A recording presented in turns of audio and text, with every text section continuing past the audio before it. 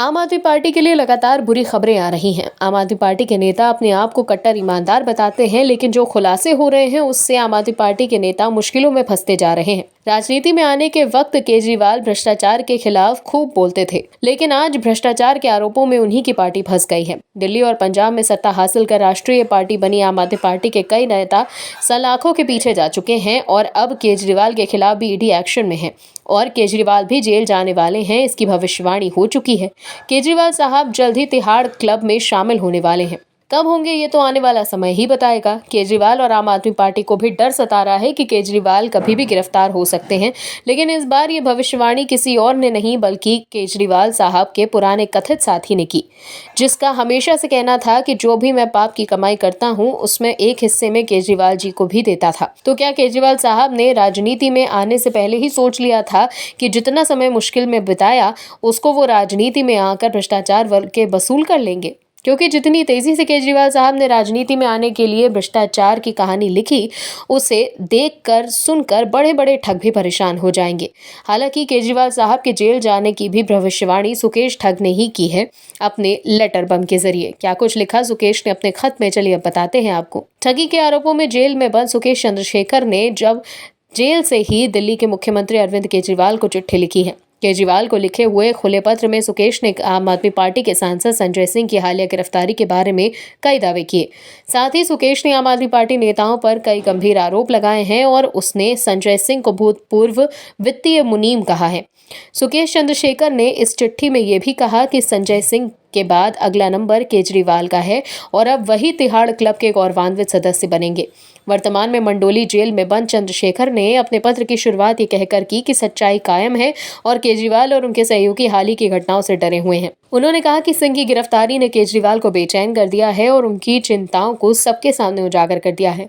सुकेश ने संकेत दिया कि एक पेंडोरा बॉक्स खोला गया है इस वादे के साथ कि सब कुछ उजागर हो जाएगा। उसने लिखा, संजय सिंह की गिरफ्तारी से मैंने देखा कि आप कितने डरे हुए हैं। ये आपके चेहरे पर स्पष्ट है। पूरे देश ने इसे देखा है। अपने वकील अनंत मलिक के माध्यम से जारी प्रेस बयान में सत्येंद्र जैन पर अवैध गतिविधियों में शामिल रहने का आरोप लगाया गया। चंद्रशेखर ने दावा किया कि सत्येंद्र जैन, जो इस समय मेडिकल अंतरिम जमानत पर बाहर हैं, केजरीवाल के निर्देशों पर जेल के भीतर से भी धमकियां और प्रस्ताव भेज रहे हैं। आम आदमी पार्टी की मुश्किलें बढ़ती चली जा रही हैं। ईडी और सीबीआई की कार्रवाई से आम आदमी पार्टी में हड़कंप मच गया है। आम आदमी पार्टी के नेता अपने आप को बचाने की खूब कोशिशें कर रहे हैं, लेकिन आम आदमी पार्टी नेता को इसमें कामयाबी नहीं मिल रही। दिल्ली में जिस दल की सरकार है वो काम के लिए कम, अपने बतौलेबाजी के लिए ज्यादा जानी जाती है। केजरीवाल ने भ्रष्टाचार का ऐसा मकड़जाल बुना कि पूरी आम आदमी पार्टी ही उसके चपेट में आ गई। केजरीवाल को लगा था कि वो सत्ता में आ गए हैं, अब कौन ही उनका क्या ही बिगाड़ सकता है। लेकिन कहते हैं ना कि चोरी छुपाए नहीं छुपती है। केजरीवाल और उनके साथियों ने मिलकर एक राजनीतिक संगठन बनाया जिसके नाम रखा गया आम आदमी पार्टी। आम आदमी पार्टी के लोगों ने दावा किया कि हम सत्ता में आएंगे तो आपके जीवन को बदल कर रख देंगे, आपके जीवन जीने के तरीके में सुधार कर देंगे। लेकिन केजरीवाल ने शायद ये सब बातें अपने और अपने नेताओं के लिए कही थी, क्योंकि दिल्ली की जनता तो पहले की ही तरह प्रदूषण में सांस लेने के लिए मजबूर है। लेकिन केजरीवाल के सभी नेता अय्याशी भरी जिंदगी जी रहे थे। लेकिन जैसे ही जांच एजेंसी ने दबिश देनी शुरू करी, वैसे ही केजरीवाल के नेता फिर से बिलबिलाने लगे कि हम तो सच के साथ खड़े होने वाले लोग हैं। जेल में पहुंच चुके अधिकतर आम आदमी पार्टी के कद्दावर नेता जेल में पहुंच गए हैं। आम आदमी पार्टी के नेता ऐसे फंसे हैं कि उनके लिए जेल से बाहर आना मुश्किल होता जा रहा है। हाई कोर्ट से लेकर सुप्रीम कोर्ट, सब जगह आम आदमी पार्टी के नेता जा चुके हैं, लेकिन हर जगह से आम आदमी पार्टी के लिए बुरी खबर ही सामने आ रही है।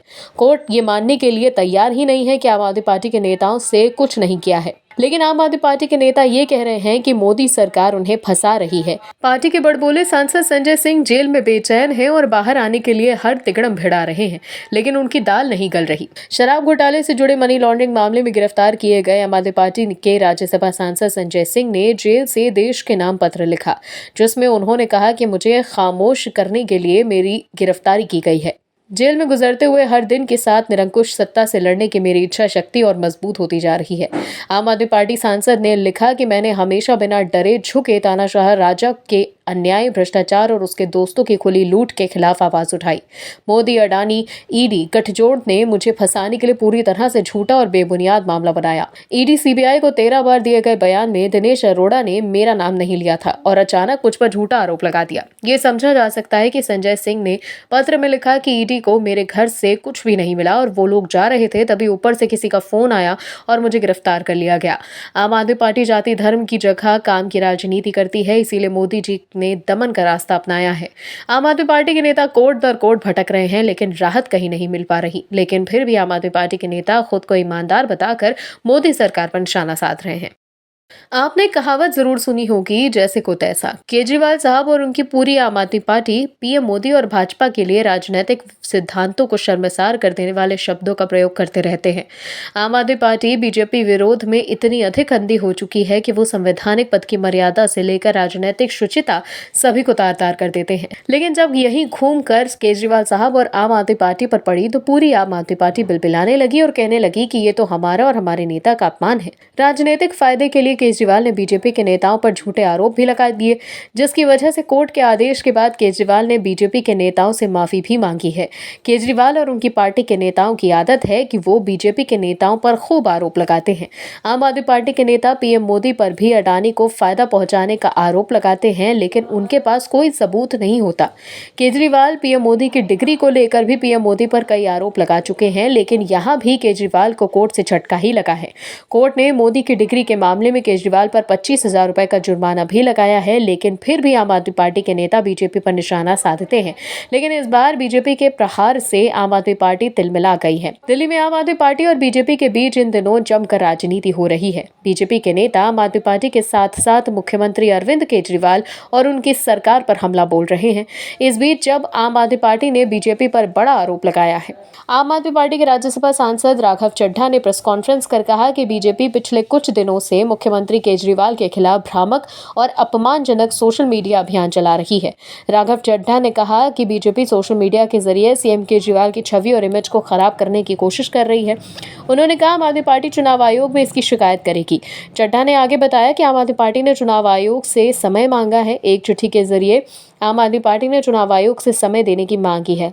उन्होंने कहा कि पार्टी का प्रतिनिधि मंडल चुनाव आयोग से मुलाकात करेगा। आम आदमी पार्टी सांसद ने कहा कि पार्टी का प्रतिनिधि मंडल चुनाव आयोग के सामने सिलसिलेवार तरीके से बताएगा कि कैसे बीजेपी की ओर से मुख्यमंत्री केजरीवाल की छवि को खराब करने का षड्यंत्र अपने सोशल मीडिया के जरिए किया जा रहा है। राघव चड्ढा ने कहा कि हमें उम्मीद है कि चुनाव आयोग समय देगा और इस मामले में कार्रवाई करेगा, लेकिन जब यही काम आम आदमी पार्टी करती है तो उन्हें यह समझ नहीं आता कि देश के प्रधानमंत्री की भी छवि धूमिल होती है। केजरीवाल तो एक राज्य के मुख्यमंत्री हैं, लेकिन प्रधानमंत्री का पद ऐसा है कि वो अपनी वैश्विक पहचान रखता है। पीएम मोदी जिनके लिए राष्ट्रहित सर्वोपरि रहता है, वो कभी अपने विपक्षी दलों पर राजनीतिक हमला एक मर्यादा के भीतर रहकर ही करते हैं। लेकिन केजरीवाल साहब और आम आदमी पार्टी के नेता ऐसे हैं और वो इतनी आक्रामकता के साथ राजनीतिक हमला करते हैं कि भूल ही जाते हैं कि लोकतांत्रिक राजनीति में लड़ाई वैचारिक होती है, निजी नहीं। राहुल गांधी देश के एक ऐसे नेता हैं जो अपने अधिक बड़बोलेपन और व्याकुलता के लिए ज्यादा जाने जाते हैं। राहुल को कांग्रेस पार्टी में लगभग 40 बार लॉन्च करने की कोशिश की जा चुकी है, लेकिन राहुल एक ऐसा रॉकेट हो चुके हैं जो आग लगने के बाद कांग्रेस के राजनीतिक अस्तबल में ही आग लगा देता है। कांग्रेस राहुल के बयानों से इतना ज्यादा जल चुकी है कि कांग्रेस के रसातल में जाने के कई कारणों से एक कारण खुद राहुल गांधी भी हैं। लेकिन क्या करें, कांग्रेसी स्वामी भक्ति के आगे ऐसे मजबूर हैं कि बेचारे कुछ बोल भी नहीं सकते। कांग्रेस के नेताओं की विवशता का आलम यह है कि वो इस कद्र मजबूर हैं कि होते हुए भी राजनीतिक नुकसान के बाद भी राहुल गांधी की खिलाफत नहीं कर सकते। लेकिन राहुल की इस सेल्फ गोल करने की आदत का फायदा बीजेपी बखूबी उठाती है और एक बार फिर राहुल गांधी ने ऐसी गलती कर दी कि पीएम मोदी ने राहुल की क्लास लगा कर रख दी। बिहार में जाति जनगणना के आंकड़े पेश होने के बाद विपक्ष अब देश भर में इस पर आगे बढ़ने की तैयारी में है।